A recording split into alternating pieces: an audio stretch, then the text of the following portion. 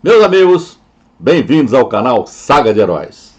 Nesta edição, nós vamos continuar com a série Os Caminhos do Mar, continuando a focalizar os antigos navios da saudosa Frota Nacional de Petroleiros.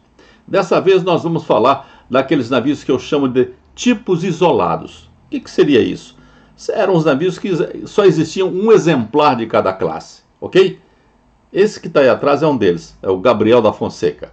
Daqui a pouco nós vamos entrar nesse assunto, mas antes eu os convido a se inscreverem no canal, clicando naquele botãozinho que está ali no canto, ok? Se por acaso vocês estiverem usando o celular assim, na vertical, pode ser que o botãozinho não apareça.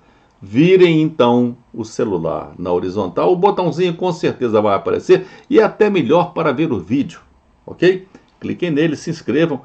Cliquem também no sininho para receber notificações e não se esqueçam daquele like, tá bom? Vamos então ver o vídeo.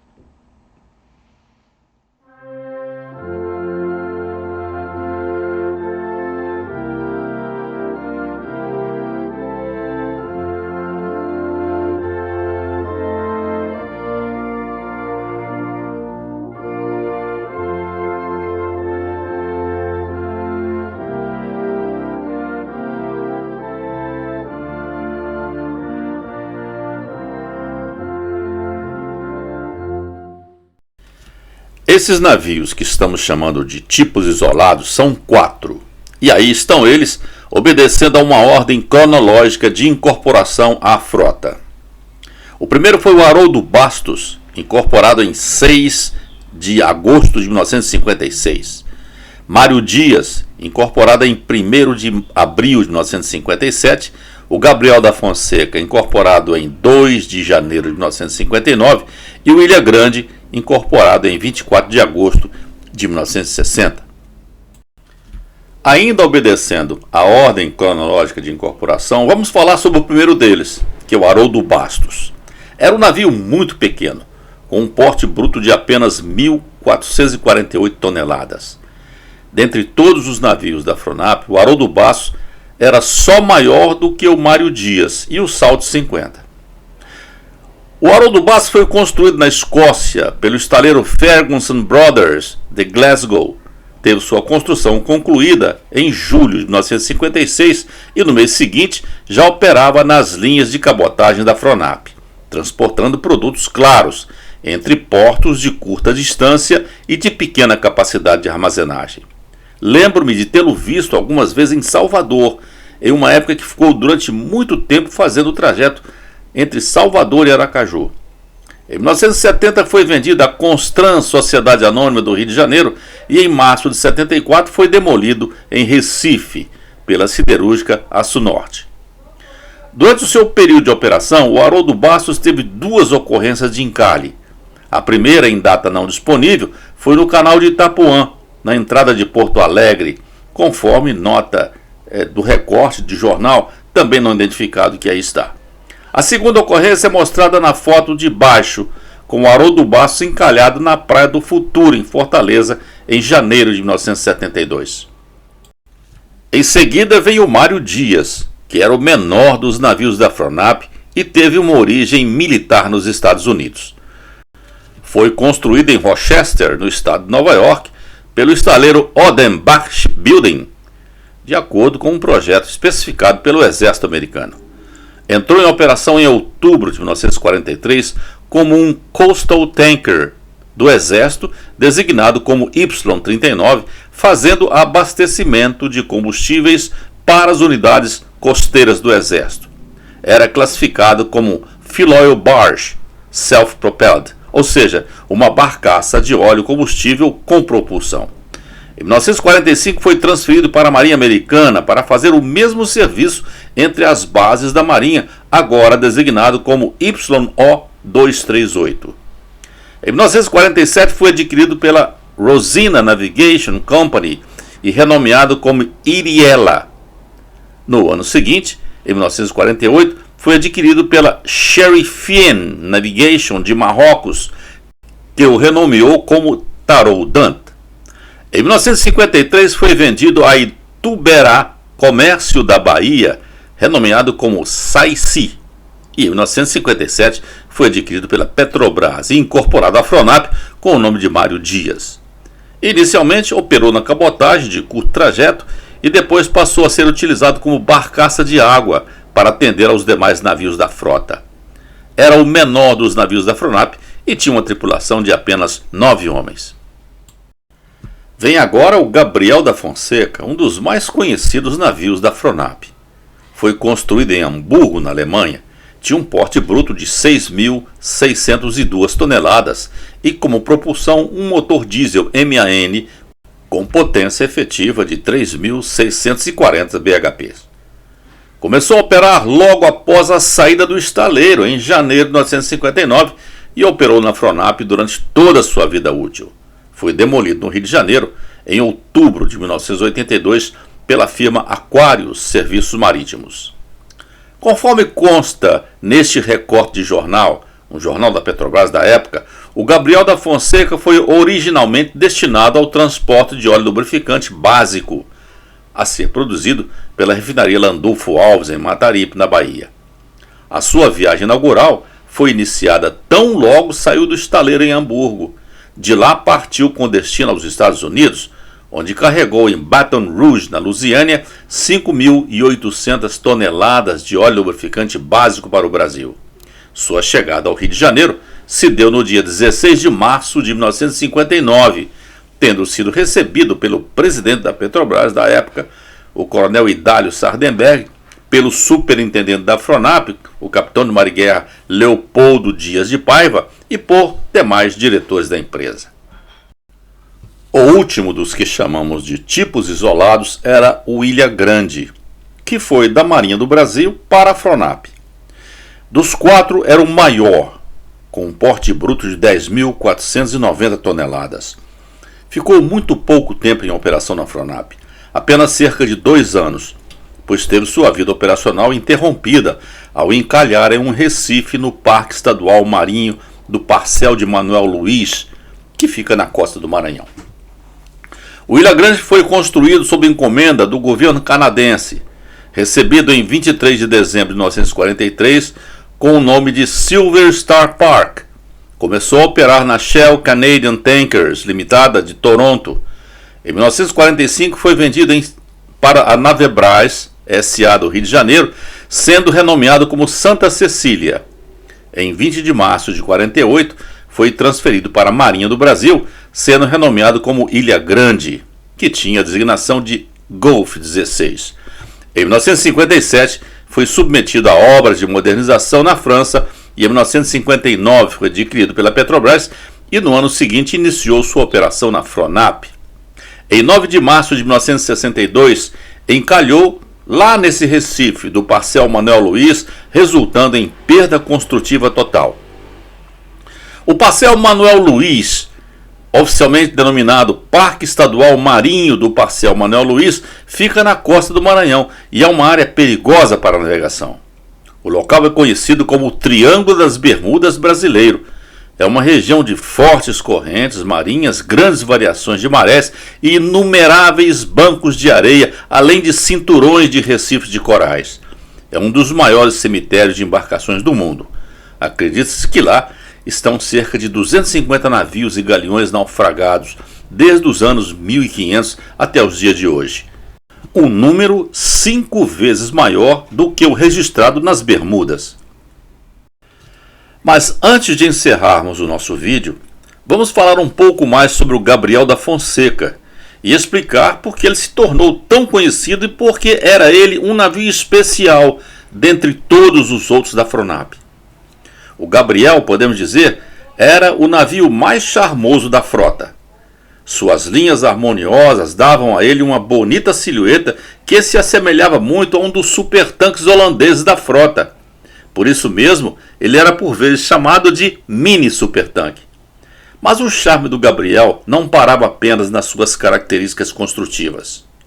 Enquanto os demais navios da frota faziam rotas costeiras ou eram submetidos a torturantes travessias para o Golfo Pérsico, Nigéria ou Gabão, o Gabriel era um navio costeiro e durante algum tempo se manteve operando em uma linha fixa e exclusiva de causar inveja aos demais: Rio Arraial do Cabo, para abastecer a Companhia Nacional de Álcalis. Isso fazia com que embarcar no Gabriel fosse o objetivo da maioria dos tripulantes da Fronap. Entretanto, esse anseio não passava de um sonho, pois o Gabriel tinha uma tripulação fixa, que de lá só se arredava para os períodos de férias. Ninguém saía de lá. Os substitutos embarcavam lá sabendo que só iriam ali para render férias. Sua tripulação era como uma família. O embarque era selecionado pelo próprio comandante. Havia até um grêmio a bordo, com presidente eleito, que promovia eventos, atividades recreativas, etc. O Gabriel tinha também uma boa equipe de futebol, bem estruturada, com uniforme e tudo mais. O comandante e a tripulação tinham boas relações em terra, que os integravam à comunidade local. O capitão de longo curso Wesley Collier, escritor, poeta, professor, magistrado federal e um dos nomes de peso da nossa Marinha Mercante, teve uma passagem pelo Gabriel da Fonseca no início de sua carreira. Em crônica escrita para a revista eletrônica do Centro de Capitães da Marinha Mercante, o comandante Collier ressalta essa questão da tripulação fixa, destacando o seguinte, abre aspas, o encarregado do embarque me dissera, você só vai render umas férias, o navio tem dono, e lá fui eu, de lancha para o navio. Fecha aspas. Nesta mesma crônica, Collier tece elogios ao comandante Voltaire Silva Machado, que comandou o Gabriel durante muitos anos. O capitão de cabotagem Voltaire foi um dos mais destacados comandantes da Fronap. Foi tripulante de navios no trágico período da Segunda Guerra Mundial, recebendo condecoração pelos serviços prestados.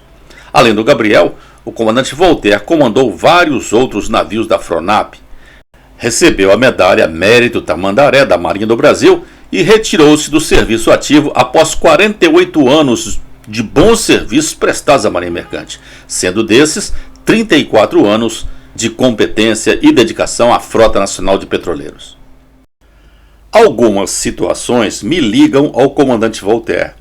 Ele era mineiro como eu e oriundo de São Sebastião do Paraíso, cidade vizinha à minha Piuí, lá no sudoeste das Minas Gerais. E essa ligação não fica restrita a esse fato, pois eu já ouvia falar do comandante Voltaire quando ainda era um jovem ginasiano estudante do Instituto Gama em Lavras, também em Minas Gerais.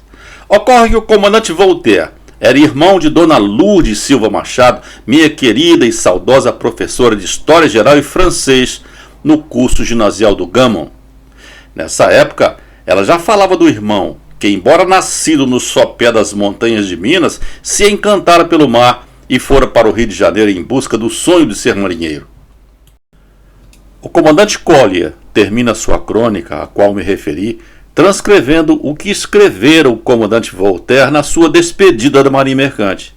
E aqui eu transcrevo essas suas palavras de despedida que traduzem o amor de um marinheiro, a vida marinheira, e devem servir de estímulo a todos aqueles que partem para a lida no mar, sejam eles os jovens oficiais oriundos da EFON ou aqueles das demais categorias marítimas após concluírem também os seus cursos de formação. E disse o comandante Voltaire, abre aspas, o mar foi meu sonho de menino, e desde que me entendo, foi ele dos mais valiosos padrões, se não o principal, que a Bíblia me deu para dimensionar o incomensurável mistério da vida e do universo. Já nas primeiras linhas do Santo Livro, ensinou-me o Gênesis, que na criação do mundo, disse Deus, ajuntem-se as águas debaixo dos céus num lugar e apareça a porção seca. E chamou Deus a porção seca terra, ao ajuntamento de águas chamou mares. E nas últimas folhas bíblicas impressionaram-me indelevelmente as narrativas proféticas de São João a respeito do final dos tempos, quando surgirão um novo céu e nova terra, porque o primeiro céu e a primeira terra passaram e o mar já não existe. Por isso mesmo, creio que o mar está no princípio e no fim de todas as coisas. Para mim, é verdade bíblica que no princípio Deus criou o mar, e o fim da existência do mar coincidirá com o fim de todas as coisas. Meu credo cívico não é menos enfaticamente marinho.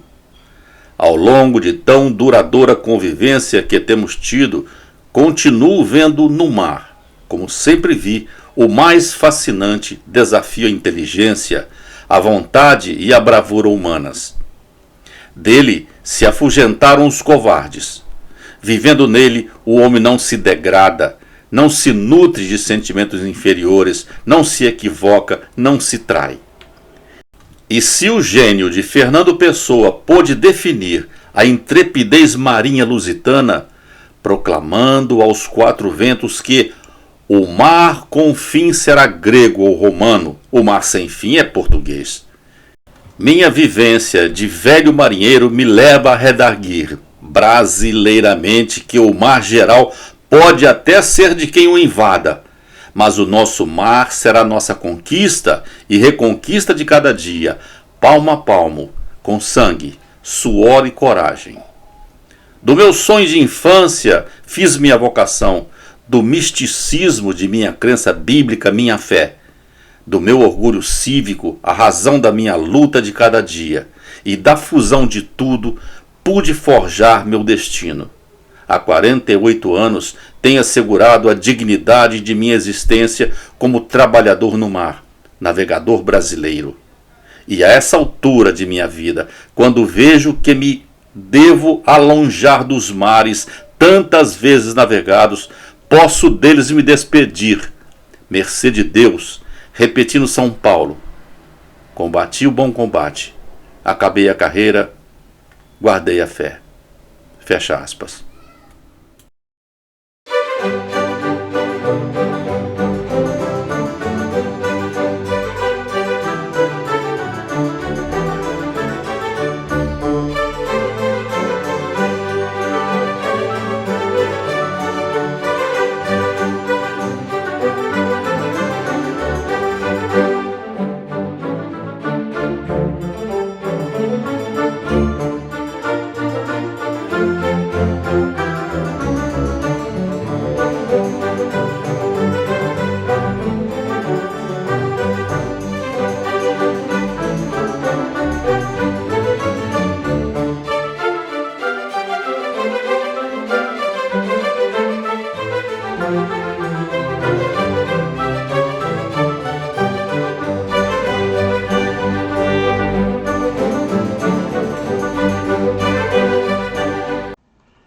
E assim, meus amigos, chegamos ao final de mais um vídeo aqui no canal Saga de Heróis.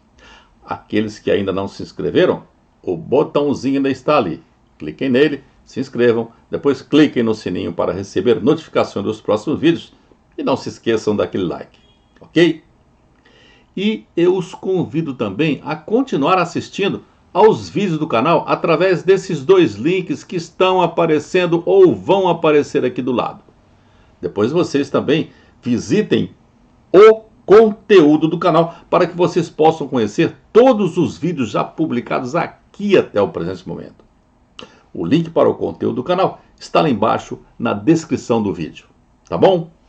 Forte abraço a todos, muito obrigado pela atenção e até o próximo vídeo.